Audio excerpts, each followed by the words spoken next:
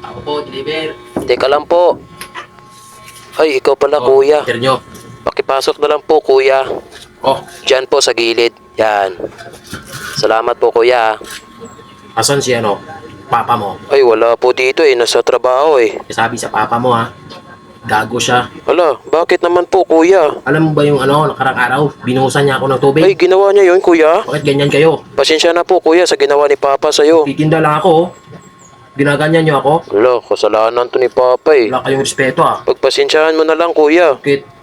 Nagkatinda lang ako, binabasa-basa niyo lang ako. Uy. Ano ba yan? Ayusin niyo. Si Papa kasi ano-anong ginagawa eh. Ayos kayo ah.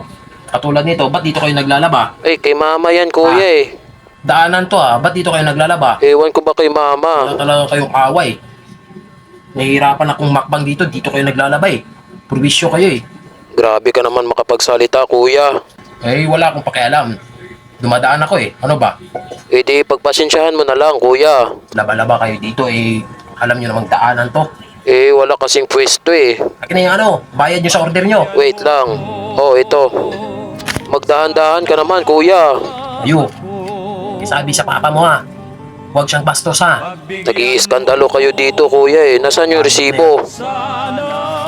Oh, Ay, ba't mo hinagis? sabihin nyo namang hindi order nyo yan. Anak ka ng pu. Anak ka ng pu. Anak ka ng pulis ng may kawayan.